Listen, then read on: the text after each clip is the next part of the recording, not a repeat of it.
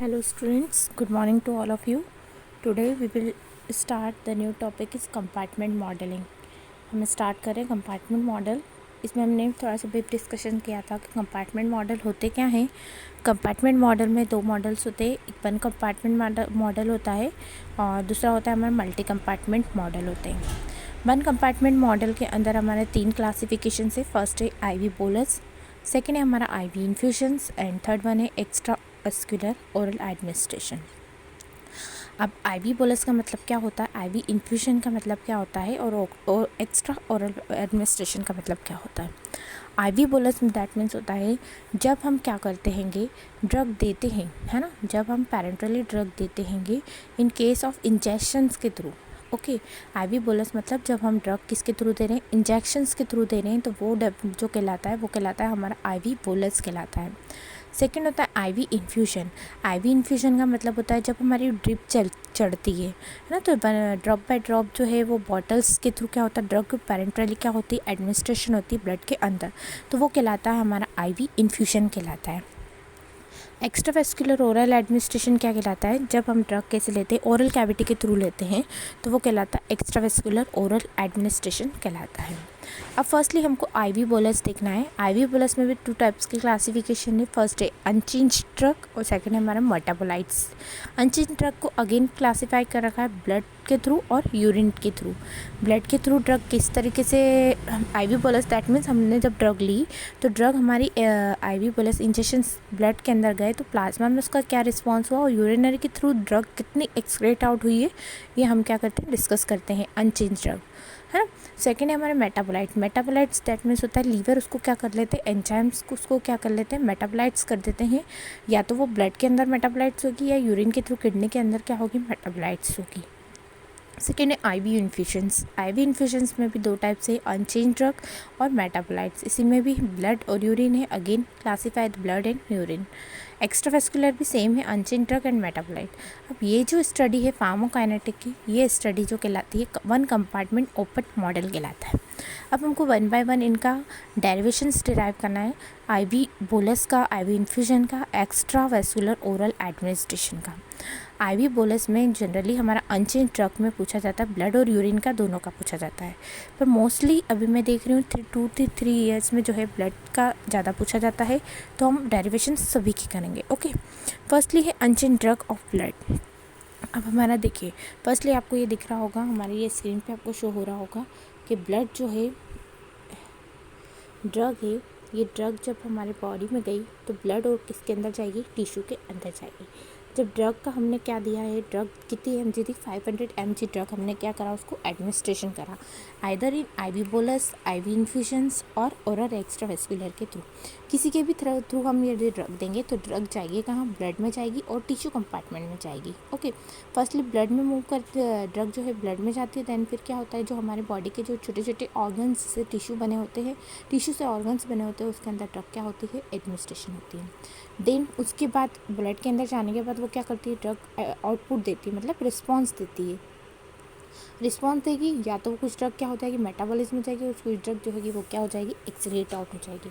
आपको पहले मैं बताया था जब ड्रग हम लेते हैं ओरल कैविटी के थ्रू तो ड्रग हमारी कहाँ जाती है, सबसे पहले एब्जॉर्प्शन करती है. एब्जॉर्प्शन करेगी दैट मीन्स वो क्या करेगी, ब्लड में जाएगी, होगा तो प्लाज्मा से बाइंड होगी या वो किससे बाइंड होगी, प्रोटीन से. ये जो केस होता है ये डिस्ट्रीब्यूशन का काम करता है, ऑर्गन्स में डिस्ट्रीब्यूशन होना, है ना. और फिर उसमें होता है मेटाबोलिज्म मतलब होता है जब लीवर में जब ड्रग जाती है तो कुछ उसको लीवर क्या कर देते हैं, मेटाबोलाइज कर देते हैं, एंजाइम उसको क्या कर देते हैं, यूज़ कर लेते हैं. जो अनयूज ड्रग होती है वो ही हमारे बॉडी के लिए क्या होती है, काम की होती है. देन कुछ ड्रग जो होती है वो क्या हो जाती है, एक्सक्रीट आउट हो जाती है रेनल और आइदर इन नॉन रेनल के थ्रू. कुछ ड्रग किडनी के थ्रू बाहर हो जाती है और कुछ ड्रग जो है वो अदर ऑर्गन्स के थ्रू जो होती है ड्रग क्या हो जाती है, बाहर हो जाती है. तो सिंपल सा वन कंपार्टमेंट ओपन मॉडल जो होते हैं वो इसी को यूज़ करके, ये जो इक्वेशंस आपको दिखे, ड्रग लिया, लेने के बाद वो एब्जॉर्प्शन होगा ब्लड में या टिश्यू में एब्जॉर्प्शन होगा. देन उसका रिस्पॉन्स क्या मिलेगा हमको, वो हम एक्सक्रीशंस और मेटाबोलाइट्स के थ्रू हम यूज़ करते हैं. ये कंपार्टमेंट जो कहलाता है वन कंपार्टमेंट ओपन मॉडल कहलाता है. फर्स्टली हम आ जाते हैं आईवी बोलस पे.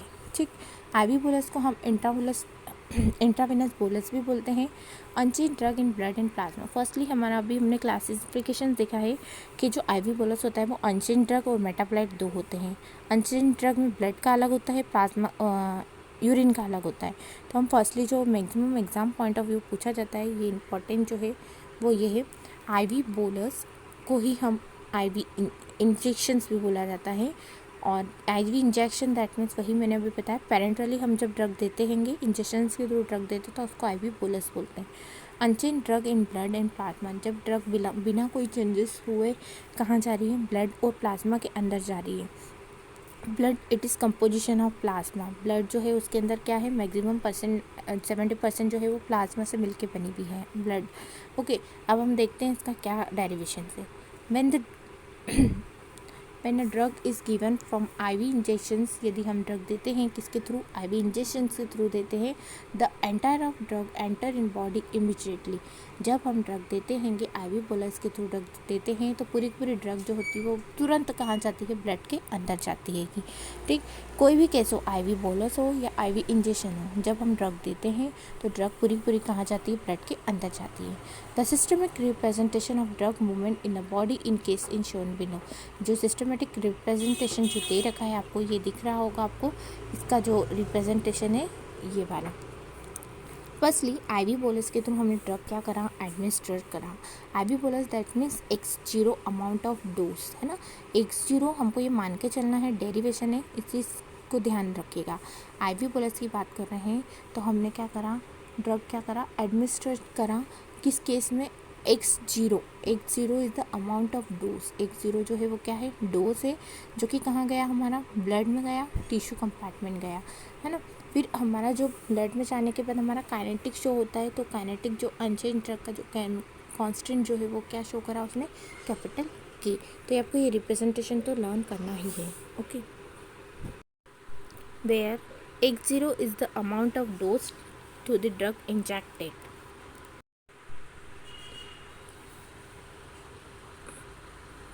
x0 जो है हमने अमाउंट दिया है कि कितना ड्रग, सपोज़ हमने 500 mg ड्रग दिया है ब्लड के अंदर, या हमने 10 ml डोज ब्लड के अंदर इंजेक्ट किया है, तो जो डोज हम इंजेक्ट करते हैं उसको हम रिप्रेजेंट करते हैं x0 से, है ना। जब हमारे ब्लड के अंदर जब दवाई आई तो उसको हम रिप्रेजेंट करते हैं x से। X amount of drug present in body at time T, कितनी ड्रग प्रेजेंट हुई बॉडी के अंदर। BD इज़, पहले भी हम लेक्चर में बता चुके हैं, BD is the volume of distribution. जब ड्रग लेते हैं तो हमारी ड्रग अलग अलग ऑर्गन्स में जब डिस्ट्रीब्यूशन होती है तो उसको बोलते हैं apparent volume of distribution of drug कितनी कितनी बॉडी में डिस्ट्रीब्यूशन हो। और C जो है वो concentration of drug in plasma at time T. C हमारा प्लाज्मा के अंदर कंसंट्रेशन कितना है, C, और K is the first order kinetic, है ना। First order elimination rate constant हमने पढ़ा है, zero order kinetic, first order kinetic और सेकंड ऑर्डर काइनेटिक। आपने देखा है जीरो ऑर्डर काइनेटिक जो होता है वो कंसंट्रेशन पे कभी डिपेंड नहीं करता है। फर्स्ट ऑर्डर काइनेटिक जो होता है वो कंसंट्रेशन की पावर फर्स्ट पर डिपेंड करता है। सेकेंड ऑर्डर काइनेटिक जो होता है वो कंसंट्रेशन की पावर 2 पर डिपेंड करता है। तो ये आपको थोड़ा सा ध्यान रखना है कि XD जो है वो क्या है, डोज हमने कितना दिया है, x0 जो डोज कितना दिया है, ब्लड के अंदर कितना प्रेजेंट हुआ है वो x है। वॉल्यूम ऑफ डिस्ट्रीब्यूशन, जब ब्लड में जब ड्रग जाती है तो हमारा वॉल्यूम ऑफ डिस्ट्रीब्यूशन कहलाता है कि कितना ड्रग जो है वो वॉल्यूम ऑफ डिस्ट्रीब्यूशन हुई है। C इज़ द कंसनट्रेशन, कितना कंसनट्रेशन है, और K जो है वो क्या है, कांस्टेंट है, first order elimination rate constant. अब हम देखते हैं general representation of rate of drug presented into the body, कितना कितना जनरल रिप्रेजेंटेशन है बॉडी के अंदर। तो आपको पता है, फर्स्ट में ये याद रखना है आपको कि dx equals to dt equals to rate in availability minus rate out. देखिए कितना इन हुआ है हमारा, dx change in concentration with respect to time. हम ये फर्स्ट ऑर्डर काइनेटिक की बात कर रहे हैं, तो change in concentration with respect to time, dx by dt जो होता है वो concentration change in with respect to time. जब हमने ड्रग लिया तो कितना हमने डाला है और कितना बाहर ड्रग निकल रही है, तो उसमें सबको हम क्या करते हैं, माइनस करते हैं। रेट इन कितना टाइम में अंदर हुई है दवाई वो, और हम कितने टाइम में बाहर हो गई है वो हम क्या करते हैं, ये आपको ध्यान रखना है। रेट ऑफ एब्जॉर्प्शन प्रेजेंट, जब हम एब्जॉर्प्शन की बात करते हैं तो हमारा change in concentration with respect time directly proportional होता है किसके, एक्स के। ये हम पहले भी पढ़ चुके होंगे कि d x is d t, ये change in concentration with respect to time directly proportional होता है किसके, कंसंट्रेशन की पावर 1 के डायरेक्टली प्रोपोर्शनल होता है। फिर नेक्स्ट है हमारा प्रोपोर्शनल का साइन हटाते हैं। जब हम यहाँ का प्रोपोर्शनल का साइन लगाते हैं तो एक कांस्टेंट आता है, तो वो कांस्टेंट जो है वो कितना है हमारा, के कांस्टेंट है। ओके, फिर हमको पता है कंसंट्रेशन हमेशा बॉडी के अंदर डिक्रीज होता है। कंसंट्रेशन बॉडी के अंदर हमेशा क्या होता है, डिक्रीज होता है, इसलिए माइनस साइन इंडिकेट करा है, क्योंकि decrease in concentration with respect to time. जब हमने दवाई ली तो ड्रग जब हमारे बॉडी में जाती है तो इनिशियली तो स्टार्टिंग पॉइंट रहता है, जब तो हमारी ड्रग रहती है, पर धीरे धीरे उसमें बॉडी में ड्रग क्या होती जाती है, कि यूज़ होती जाती है और कंसंट्रेशन उसका क्या होता जाता है, डिक्रीज हो जाता है। तो इसीलिए हमारा जो कंसंट्रेशन नेगेटिव पॉइंट जो लगा है वो इसीलिए लगा है कि कंसंट्रेशन बॉडी के अंदर क्या होता जाता है, डिक्रीज होता जाता है। dx by dt where change in concentration of drug, rate of change of drug amount with respect to time, या concentration respect to time, change in concentration with respect to time। Minus sign indicate करता है decrease in concentration या drug being lost from the body, क्योंकि drug जो है वो क्या होती जाती है, बॉडी से कम होती जाती है। के is the first order rate constant होता है। देन उसके बाद हम क्या करते हैं,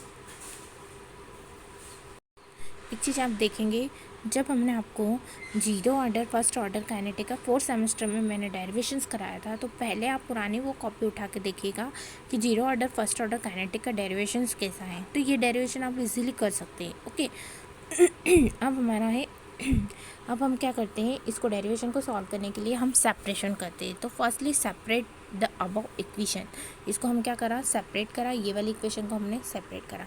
तो ये dx है, dx के नीचे क्या आ गया हमारा, x आ गया, और ये हो गया k, और ये dt हो गया। ओके, तो ये सेपरेशन हो गया, dx equals to kt। Okay, आपको दिख रहा है, और माइनस साइन इंडिकेट हो रहा है, तो माइनस साइन जो होता है वो कहीं भी लगा दो, इधर राइट हैंड साइड में लगा दो, इक्वल टू के राइट हैंड साइड में लगा दो, या लेफ्ट हैंड साइड में लगा दो। अब सेपरेट होने के बाद हम क्या लेते हैं, उसके बाद हम लिमिटेशन लेते हैं। तो लिमिटेशन हमारे दोनों साइड की रहेगी, इधर से हमारी इनिशियल 0 से t रहेगी, टाइम वाली रीडिंग जो लिमिट है वो 0 से t। सेम हमारी x के रिस्पेक्ट में बात हो रही है, तो इनिशियली हमारा जो कंसंट्रेशन की जो लिमिट है वो क्या हो जाएगी, x 0 से कहाँ तक जाएगी, x तक।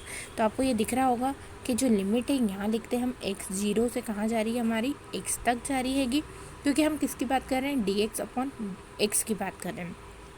तो इसकी लिमिट कहाँ से, 0 से लेके कहाँ तक जा रही है कि x तक जा रही है। सेम हमारा इधर राइट हैंड साइड में हमारा टाइम की बात कर रहे हैं, तो टाइम की भी यदि हम लिमिट की बात करें तो 0 से t, और टाइम के लिए भी लिमिट कहाँ तक जाएगी हमारी, dt तक, क्योंकि t के रिस्पेक्ट में बात हो रही है। ओके, तो आपको ये चीज़ समझ में आया, सेपरेशन करा, देन हमने उसके बाद क्या करा, लिमिट ली है। ओके, सेपरेशन के बाद हमारा 1/x का फॉर्मूला होता है, जब इंटीग्रेशन करते हैं तो 1/x जो होता है वो log x होता है, 1/x जो होता है वो क्या होता है, ln x होता है। ये हमारा फॉर्मूला है 1/x का। जब हम इंटीग्रेशन करते हैं तो 1/x का जो होता है वो क्या होता है, log x होता है। इसके बाद हमारी लिमिट जो है वो स्क्वायर ब्रैकेट में लिखा जाती है, x 0 से लेके कहाँ तक चली गई, x तक हमारी लिमिट चली गई। सेम टी का हमारा dt का जो इंटीग्रेशन करते हैं, तो dt का इंटीग्रेशन करते हैं तो रिस्पेक्ट में करते हैं, तो dt का हमारा क्या हो जाता है, t हो जाता है, और k जो था वो क्या था, कांस्टेंट था, तो ये बाहर आ गया, और dt का t होता है तो 0 से t हो गया। देन उसके बाद हम upper limit minus lower limit करते हैं, तो ln x minus ln x 0, ऊपर वाली लिमिट हमने ये ली, ऊपर वाली लिमिट ली पहले, ln x minus ln x 0 minus k, ऐसा कैसे, t में t 0 माइनस 0 करेंगे, तो t 0 माइनस t करेंगे तो t बचेगा। देर उसके बाद हमने क्या करा, ये वाली टर्म को उठा के हम इधर इक्वल टू के इधर लेके आ गए हैं, तो ये टर्म जो हो गई वो क्या हो गई हमारी, प्लस साइन हो गई। ठीक, फिर हमने क्या करा, लॉग अप्लाई करा, तो ln जो है वो काय में कन्वर्ट हो गया, LOG में कन्वर्ट हो गया। ln को जब हम LOG में कन्वर्ट करते हैं तो हमारा log x हो गया, log x 0 हो गया, और माइनस KT अपॉन में क्या चीज़ आ जाती है, 2.303, ये चीज़ आ जाती है। ध्यान रखिएगा, आप उसको डेरिवेशन को करिएगा।